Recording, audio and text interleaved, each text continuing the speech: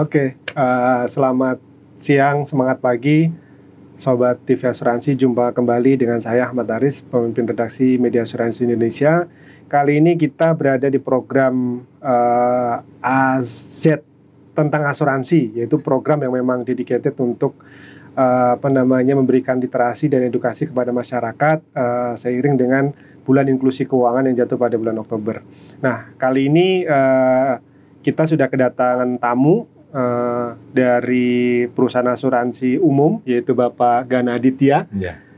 Beliau adalah salah satu direksi di PT Asuransi Wahana Tata ya Pak ya, atau nama familiarnya adalah Aswata. Jadi dalam kesempatan kali ini kita akan ngobrol Pak tentang salah satu produk yang mungkin Aswata juga punya Pak, yaitu asuransi kebakaran. Nah Pak, kalau bicara kebakaran ini kan sebenarnya merupakan salah satu kejadian, bisa dibilang bencana ya, kebakaran itu ya, yang sering terjadi, terutama di DKI ya Pak. Nah, tentu masyarakat kan atau Sobat TV Asuransi kan bertanya-tanya, ketika kebakaran itu kan pasti ada kerugian. Kaitan dengan asuransi kebakaran itu seperti apa Pak? Mungkin bisa dijelasin Pak? Iya, baik. Asuransi kebakaran pada dasarnya mengcover kerugian keuangan Pak, finansial dari tertanggung atau pemilik bangunan atau harta benda yang diasuransikan itu.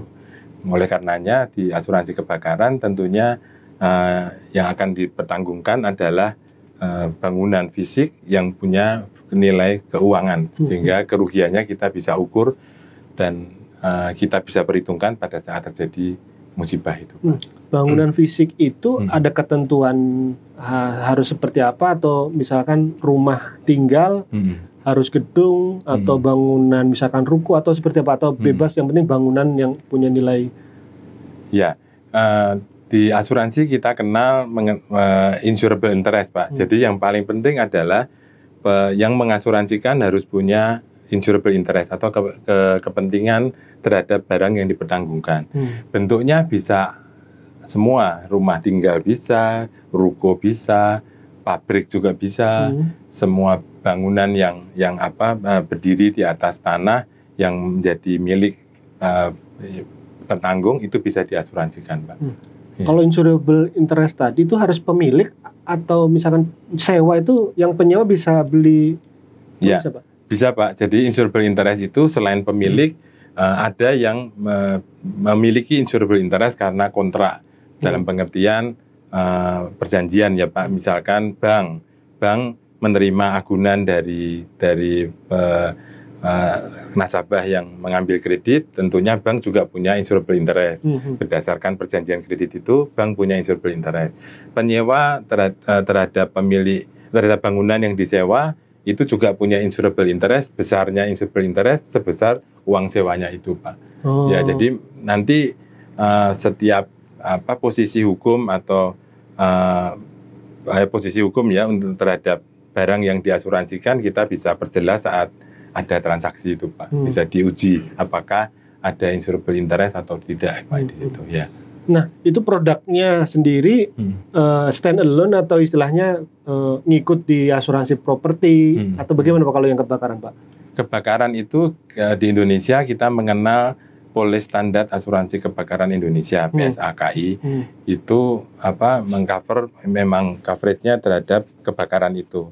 Selain itu kita juga punya polis yang adopt dari Munire, itu polis property all risk untuk bangunan non industri atau industrial all risk untuk bangunan industri. Nah, ini memang polis-polis yang mengcover asuransi kebakaran Pak, sehingga bukan lagi relate ke polis yang lain, tapi memang ini stand alone yang mengcover untuk asuransi kebakaran itu sendiri. Ya.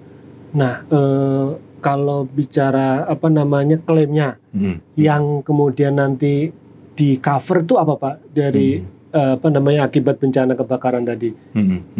Ya, tergantung jenisnya ya Pak. Ya, tadi saya sampaikan kan ada dua polis asuransi. Kalau polis standar asuransi kebakaran Indonesia itu bentuk coveragenya adalah disebutkan Pak, listed ini perils atau penyebab kebakaran yang dijamin gitu Pak. Sementara kalau polis property all risk itu yang kita adopt dari Munire, dari luar itu yang ditulis coverage-nya justru yang dikecualikan, Pak. Jadi semua risiko dijamin, semua risiko kerugian keuangan itu dijamin kecuali yang dikecualikan. Jadi di situ di polis itu hanya menyebutkan risiko apa yang dikecualikan, yang tidak di-cover. Sisanya di-cover. Kalau polis standar asuransi kebakaran Indonesia itu risiko yang dijamin yang disebutkan gitu, Pak. Nah, kalau kembali ke pertanyaannya, risiko apa yang dijamin pada dasarnya adalah risiko-risiko yang di PSAKI ya Pak, yang di polis standar kita adalah risiko-risiko terjadinya kebakaran. Penyebabnya bisa dari kebakaran itu sendiri, bisa dari ledakan, Pak, ledakan barang yang diasuransikan ya Pak, bukan bahan peledak tapi barang yang diasuransikan, terus bisa terjadi juga dari kejatuhan pesawat terbang gitu Pak, terus bisa juga dari asap, itu semua yang relate ke kebakaran itu bisa dijamin Pak. Ya. Maksud saya yang diganti apa Pak? Misalkan saya punya ruko kebakaran, nah itu ketika saya klaim, saya dapat apa nih? Maksudnya dalam bentuk uang atau misalkan dalam bentuk ruko saya akan dibangun kembali atau seperti apa? Pada dasarnya penggantiannya karena ini kerugian finansial, kita hitung secara finansial. kita ganti Pak secara uang. Nah itu yang dua polis ini kembali Pak, dua polis ini berbeda. Kalau di polis standar asuransi kebakaran Indonesia itu kita mengenal pertanggungannya itu kan berdasarkan indemnity Pak. Jadi nilai kerugian sesaat sebelum terjadi kebakaran itu yang menjadi dasar penggantiannya. Sementara kalau di polis property all risk, nilai penggantiannya itu berdasarkan nilai untuk memulihkan lagi menjadi bangunan baru. Kalau property all risk ya. Dalam mempertanggungkan pun berbeda Pak. Di PSAKI, Polis Standar Asuransi Kebakaran Indonesia, kita mempertanggungkan misalkan kita punya rumah sudah dibangun 10 tahun yang lalu, kondisinya sekarang yang diasuransikan adalah harga bangunan yang sudah berumur 10 tahun itu sekarang gitu Pak, pada saat mengasuransikan. Sementara kalau di property all risk yang dipertanggungkan adalah harga untuk membangun baru bangunan itu gitu Pak. Jadi dari awal startnya sudah punya basis yang berbeda ya Pak gitu. Jadi pada saat penggantiannya pun untuk property all risk akan diganti seperti kalau membangun baru. Yang ini dihitung dengan depresiasi tentunya karena ada usia bangunan yang diperhitungkan. Ya. Nah, kan berarti ada dua jenis Pak ya. Nah, kalau misalkan saya nih mau beli, ada dua jenis. Nah, untuk menentukan, saya lebih baik beli yang property all risk atau yang satu lagi. Nah, ini gimana nih Pak? Untuk menentukan dari dua ini kan tentu kan kita bingung juga kan, mana yang harusnya kita beli, mana yang lebih baik gitu Pak. Kalau saya pribadi Pak, saya menyarankan kalau kita memiliki bangunan yang usianya sudah cukup lama, lanjut ya Pak, 10 tahun ke atas begitu, lebih baik kita mengcover dengan property all risk. Jadi kita bisa memperhitungkan nilai untuk memulihkan dengan bangunan baru, dan tentunya kalau kita beli dengan polis PSAKI, kita akan penggantiannya itu akan memperhitungkan depresiasi yang sangat besar gitu Pak, karena 10 tahun lebih kan Pak ya. Jadi saya menyarankan kalau memang bangunan baru okay kalau mau ngambil PSAKI Pak, tapi kalau bangunan sudah relatif lama, saya menyarankan property all risk supaya kita punya cukup dana, kerugian kita cukup dana untuk membangun baru lagi gitu Pak. Nah, selisih dari sisi premi itu antara dua itu sebenarnya Pak Cok, property all risk lebih mahal berarti Pak dari sisi premi atau enggak? Enggak Pak. Kalau secara tarif Pak, secara tarif kami punya tarif yang diatur oleh OJK, tarifnya sama Pak. Sama antara property all risk dengan yang tadi hanya pengalinya yang berbeda kan Pak. Jadi tarif itu kan dikalikan dengan harga pertanggungan. Harga pertanggungan untuk property all risk menggunakan nilai new replacement value, artinya nilai untuk memulihkan bangunan itu dalam keadaan baru Pak. Jadi pasti nilai membangun baru dibandingkan dengan nilai market sekarang ini yang kena depresiasi kan angkanya akan beda Pak. Pak, mungkin biar lebih mudah dipahami, disimulasikan mungkin Pak. Ya. Jadi tadi taruhlah misalkan saya punya bangunan atau rumah lah. Ya. Harga sekarang di 500 juta. Ya. Misalkan. Nah, saya beli property loan risk Pak. Ya. Nah, itu gimana dengan tarif? Berarti kan penanggungan saya ngambil property loan risk itu nanti ketemunya berapa? Ya. Jadi kalau property loan risk harga yang sekarang dinilai 500 juta tadi, rumah Bapak yang dinilai 500 juta, untuk membangun baru tentunya tidak bisa dengan harga 500 juta itu. Pasti sekitar katakanlah 750 juta gitu Pak ya. Jadi untuk property owners dengan tarif yang sama, misalkan 0,1, kita bilang gitu ya Pak, 0,1 promil itu dikalikannya dengan yang 750. Dengan 750. Sementara yang di sini dengan tarif yang sama dikalikannya dengan 500. Yang PSK itu hanya 500. Ya. Gitu Pak. Jadi tarif sama tapi harga petanggungan yang berbeda menghasilkan premi yang berbeda. Ya. Pasti mahal mana? Mahal property oris karena property oris basis perhitungannya menggunakan nilai baru lah Pak gitu. Berarti seperti mungkin kalau kita bandingkan dengan kendaraan bermotor yang all risk dengan yang satu lagi itu apa ya? Total loss. Itu Pak ya, mungkin ya sebagai ini aja ya. Bandingan preminya ya Pak, tapi coverage-nya kalau itu kan berbeda Pak. Berbeda jauh lah gitu. Ini sama hanya basis ganti ruginya berbeda gitu Pak ya. Pak, lalu misalkan gini Pak, kan namanya juga asuransi pasti ada tanda kutip oknum yang memang punya intensi mungkin negatif. Jadi katakanlah saya punya rumah nanti dalam periode pertanggungan mendekati akhir, udah bikin kebakaran atau apa gitu. Itu gimana perusahaan asuransi untuk bisa mendeteksi sehingga menyatakan bahwa dalam proses klaimnya ditolak atau kamu ini atas unsur kesengajaan gitu atau gimana Pak itu Pak untuk menghindari itu Pak? Dari sisi perusahaan asuransi jujur kami sulit untuk bisa mendeteksi sebelum segala sesuatunya terjadi ya Pak. Betul. Jadi kita kan nggak punya kemampuan untuk mendeteksi apakah orang ini akan nipu saya atau enggak gitu. Tetapi pada saat terjadi klaim biasanya memang akan dilakukan investigasi Pak. Bukan apa-apa, memang kami perlu semua prosedur yang kita harus lalui itu untuk mempertanggungjawabkan bahwa klaim ini memang terjamin di polis. Yang kedua, objek pertanggungannya memang benar-benar dipertanggungkan. Dan yang ketiga, memang penyebab terjadinya kerugian itu terjamin di polis itu Pak. Sehingga itu yang biasanya kita melakukan penelitian. Salah satunya adalah penyebab kebakaran.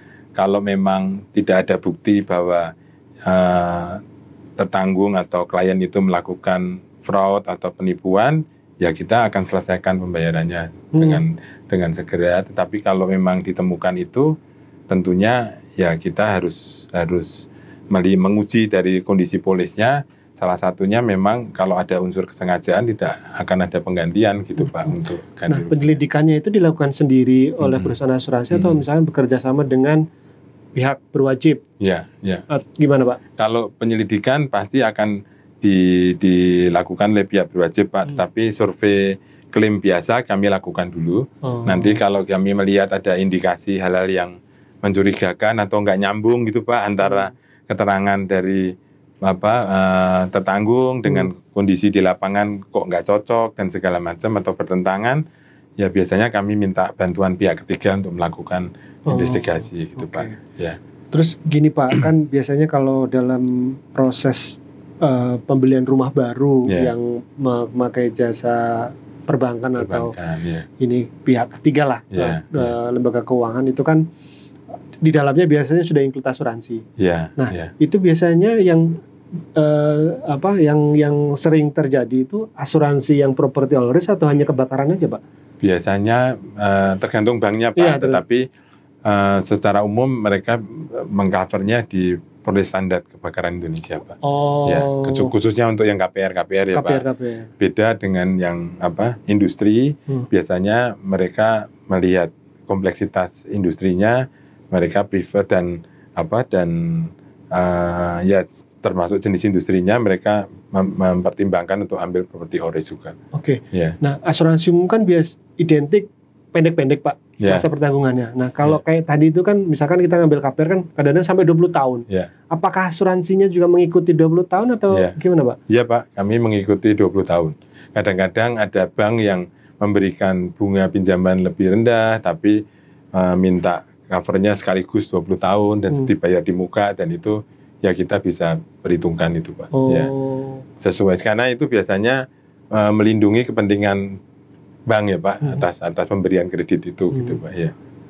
Berarti tidak yang 1 tahun renewal 1 tahun, enggak, Pak, yang langsung loss sampai 20 ya? Ya, itu makanya tergantung perjanjiannya, Pak. Ada yang setiap tahun jatuh tempo diperpanjang gitu, tapi ada sebagian bank yang bisa memperlakukan otomatis renew atau sudah diperjanjikan di depan, bayar di muka dengan paket sesuai dengan term of kreditnya itu, Pak. Terus kalau seperti itu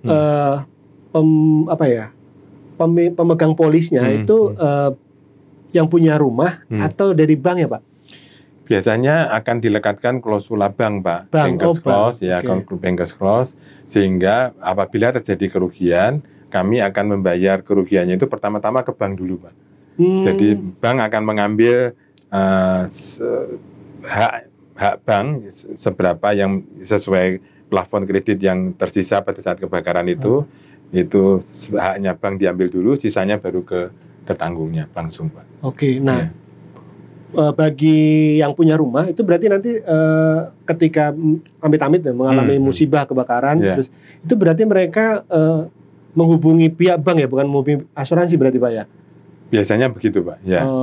Jadi gitu teman-teman. Jadi kalau amit-amit mengalami kejadian kebakaran rumahnya dan dalam status KPR, jadi teman-teman bisa melakukan permohonan klaim ya, Pak ke pihak perbankan gitu untuk dibantu klaim kebakarannya.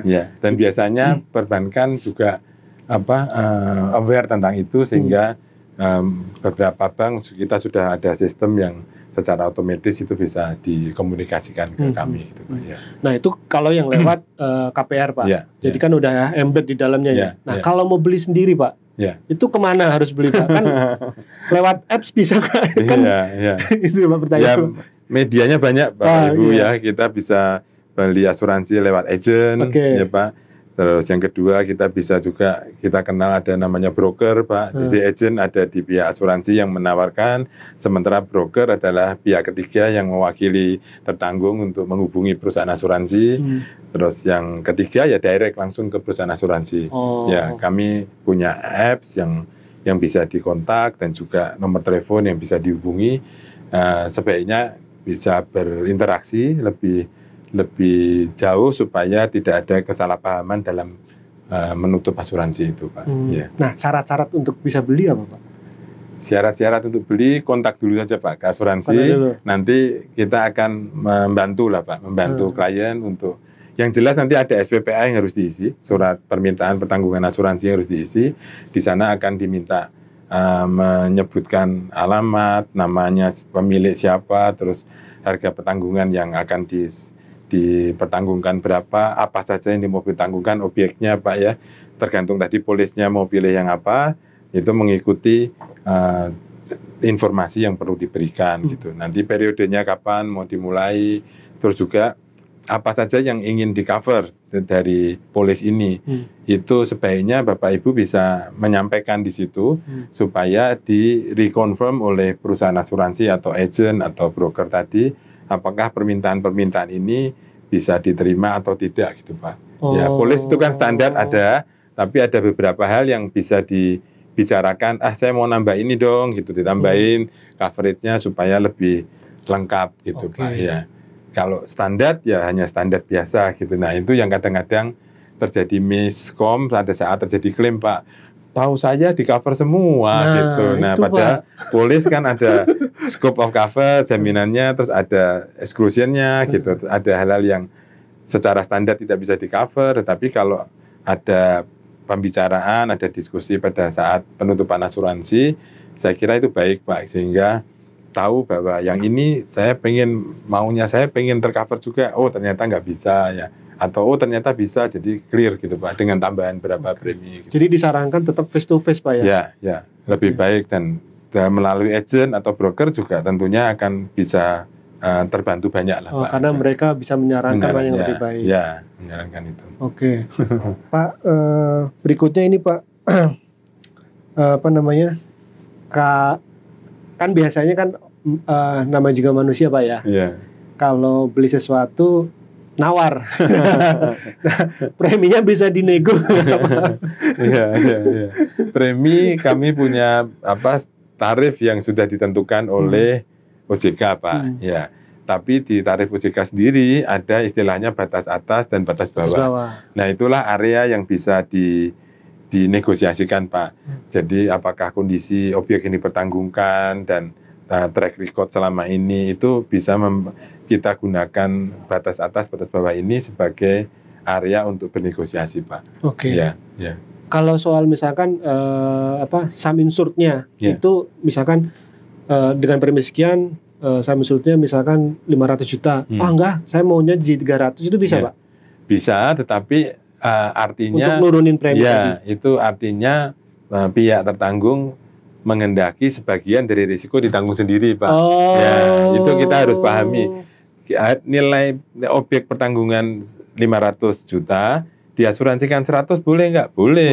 Tapi yang mengasuransikan harus paham bahwa mereka membagi risikonya ke pihak asuransi hanya 100 dari 500 itu, Pak. Yang 400 ditanggung sendiri. Jadi kalau klaim ya 100. Ya, mentoknya 100 gitu, Pak. Jadi kalau klaimnya 100, yang dibayar hanya tinggal 20 kan, Pak, 1/5 dari tadi. Jangan, saya klaimnya 100, saya pertanggungkan 100 ya dapat semua dong. Nah, itu nggak bisa, Pak. Itu kita kenal di asuransi adalah underinsured, sehingga pada saat klaim tentunya kita memperhitungkan porsi yang ditanggung sendiri itu juga harus diperhitungkan ditanggung sendiri juga. Oke. Ya. Sebaliknya, Pak, kalau harga 500 diasuransikan 700 gitu misalkan, Pak ya.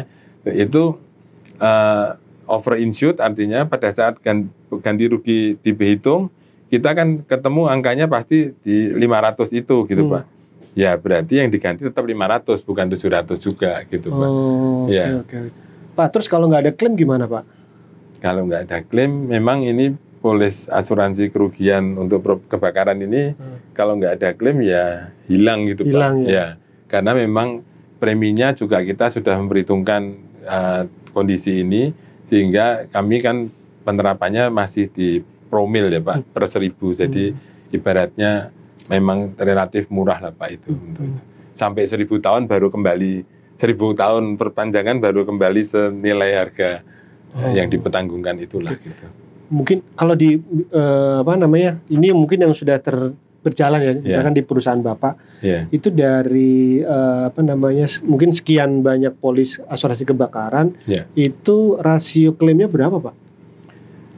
Rasio klaim secara jumlah polis kita nggak ada data yang pasti, Pak, tetapi secara loss ratio kita secara amount premi dibanding amount klaimnya kami masih di angka yang relatif aman, Pak, karena kami melakukan selection of risk juga cukup ketat gitu, Pak ya, supaya resultnya bisa tetap terjaga. Dengan result bisnis yang terjaga tentunya membuat keberlangsungan bisnis asuransi perusahaan kami bisa tetap berjalan baik dan memberikan layanan yang baik juga ke klien. Ada nggak yang sampai ditolak, Pak? Maksudnya bukan klaim ya, tapi ketika mau beli asuransi begitu di analisa di underwrite lah, Pak ya. Terus kemudian wah ini nggak layak nih, nggak bisa, itu ada nggak, Pak? Ada, Pak, ada. Dengan sangat menyesal memang ada. Ya, kondisinya kan banyak sekali, Pak. Kami perusahaan asuransi kan tidak hanya menerima risiko, tetapi kami harus mengelola risiko itu secara proper, secara baik ya, Pak. Jadi salah satu hal yang kami sungguh perhitungkan adalah adanya support reasuransi, Pak, untuk risiko yang kita terima dari klien. Nah, itulah yang menyebabkan kadang-kadang kalau kita nggak bisa mendapatkan support dari reasuransi, tentunya kita tidak punya kemampuan untuk mengcover risiko-risiko yang katakanlah nilainya besar dengan risiko yang cukup tinggi gitu, Pak. Ya, kami biasanya kalau kita hitung kita share hanya kecil sekali, kasihan juga kliennya harus cari-cari asuransi banyak untuk mengcover kan Pak. Mungkin ada perusahaan lain yang punya kemampuan lebih, mereka bisa ambil, ya biasanya kami tolak gitu Pak. Ya, tapi sedapat mungkin kami upayakan, kami dengan reputasi yang ada pada kami, kita upayakan kita bisa mengcover gitu Pak. Kalau yang misalkan kecil nih kayak saya nih punya rumah cuman taruhlah 200 juta mungkin KPR. KPR bersubsidi gitu. 200 juta terus ingin beli asuransi kebakaran atau properti di Aswata. Nah, kondisi-kondisi apa yang kemudian membuat misalkan permohonan atau pembelian produk asuransi saya itu ditolak? Yang membuat akhirnya ditolak itu ada nggak Pak? Asuransi kan prinsipnya gini Pak, mengcover sesuatu yang tidak pasti, uncertainty, ketidakpastian. Nah, yang kami sampai masih misalkan harus menolak biasanya terhadap risiko yang sudah tidak masuk kategori itu. Jadi risikonya hampir pasti akan terjadi.